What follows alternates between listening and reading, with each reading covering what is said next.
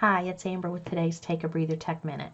Today we're going to focus on using Google Slides as part of your Google Meet presentations or really any video chat presentation where you have to share your screen. Just giving you some tips to make it a little easier. So let's take a look. When you're using a Google Slides presentation, a lot of people want to go ahead and click the Present button when they're doing a Google Meet or some other screen sharing program.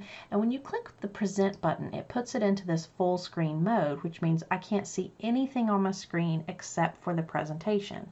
So I'm going to escape out of that and show you a little tip that I use. And I actually use it a lot, even to make these videos. The URL of a Google slideshow at the end, when you're in edit mode, has the word edit. So I remove everything from edit forward and I change the word to present.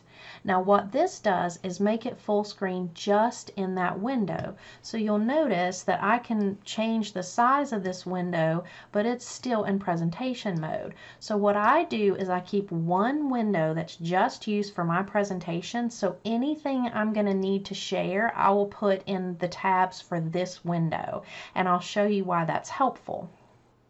So the first thing you're going to want to do is drag out the windows you need. So here's my Meet window, and all I have to do is grab that tab and pull it out, and that makes it in a window all itself. So this will be my Meet window.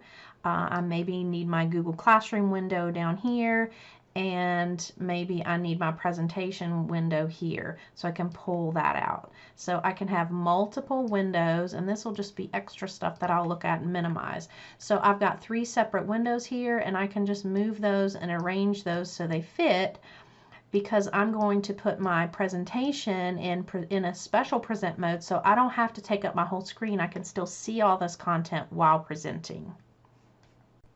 So now that I have my windows pulled out, you see my Meet window in the top right, my window for screen sharing in the bottom, and just another window for info for reference at the top.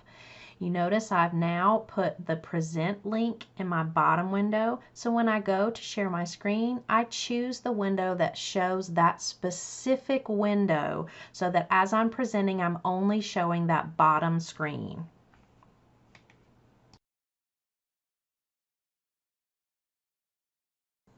I hope you found these tips helpful for when you're screencasting or presenting online with a Google slide.